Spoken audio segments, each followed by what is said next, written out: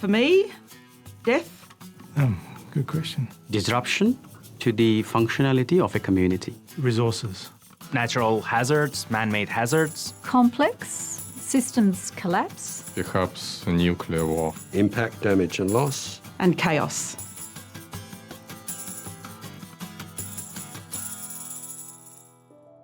Well, disasters are basically disruptions to our community's lives and activities. And that exceeds the capacity of that community to be able to respond using its own resources. Is accident which claims human lives. Layers and layers of loss across people's lives. It could be technological disruption, man-made, artificial, or could be natural disaster. I think it's very subjective. Disaster for a king is a spot of gravy on his tie, whereas a disaster for a farmer is the complete and utter loss of their crops. We can take an event in one place, like Australia, we can take the same event and transport it to a different country. The repercussions are completely different.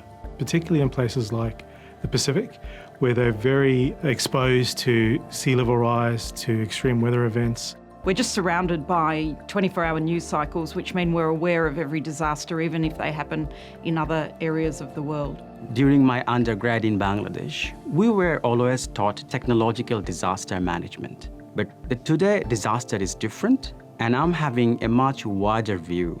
I believe disasters are more common these days. We live in an environment that we must be prepared for some kind of disasters. I guess my area of research around terrorism is predicated on the idea that anybody can be the victim of a disaster at any time through no fault of their own. Yes, I am worried about disasters because I think they're becoming more complex, and I think we really need to be able to have adult conversations around what a disaster is and what we need to do. Once we understand what type of conditions may lead to disasters, then almost immediately we understand what we can do to prevent disasters. For the disasters to not occur that much, we need to be prepared. As a geotechnical engineer, if we have more resilient roads, more resilient pavements, obviously, if a disaster happens, we still have these arterials open.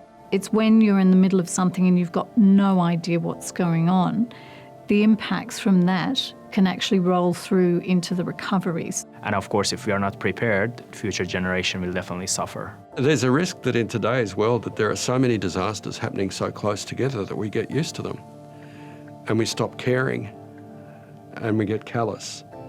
But that's not going to stop those disasters from happening or the harm that occurs. So when I see my daughter, are we preparing this world for future generation to have a safe life in this world?